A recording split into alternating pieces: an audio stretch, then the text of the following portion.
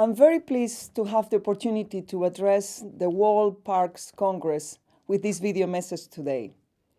At WHO, we are aware of the growing body of evidence that biodiversity loss is happening at unprecedented rates. There is increasing recognition that this is a fundamental risk to the healthy and stable ecosystems that sustain all aspects of our societies. Human health is not immune from this threat. All aspects of human well-being depend on ecosystems, goods, and services, which in turn depend on biodiversity. Biodiversity loss can destabilize ecosystems, promote outbreaks of infectious diseases, and undermine nutrition security and protection from natural disasters. Protecting public health from those risks lies outside of the traditional roles of the health sector. It relies on working with partners engaged in conservation and the sustainable use and management of natural resources.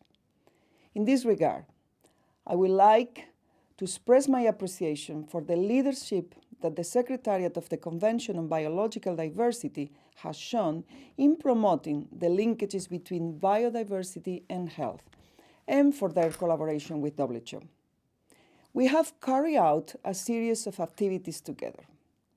We have reviewed the interconnections between the 392 Rio Conventions on biodiversity, desertification, and climate change, and highlighted their implications for the protection and promotion of human health. This helped very much to support the preparations for the Rio+20 United Nations Conference on Sustainable Development, which recognized the intrinsic value of biodiversity and its role as a critical foundation for sustainable development and human health and well-being. The two organizations have also worked together to raise awareness of the complex linkages between ecosystems and human health through workshops bringing together health and conservation professionals in Africa and Latin America. To go further, to convince decision makers that they need to act and to guide them on what to do, we need evidence. And most recently, we have brought together some of the world's leading scientists in this field to produce a new report. This is the new report, Connecting Global Priorities, Biodiversity and Human Health, a State of Knowledge Review.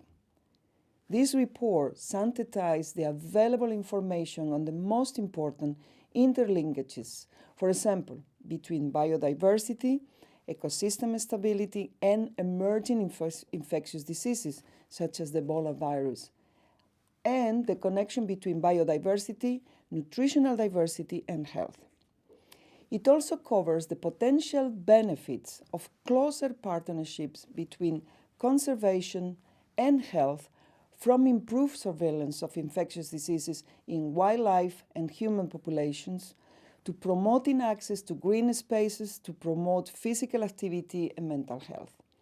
Of course, it also highlights the many areas in which further research is still needed. Although we have a long way to go, it is very encouraging to see that national governments are taking this field of work seriously. I very much welcome the news that the Conference of the Parties to the CBD last month passed its first decision specifically on strengthening the link between biodiversity and health. This collaboration between United Nations organizations and the back of national governments is important.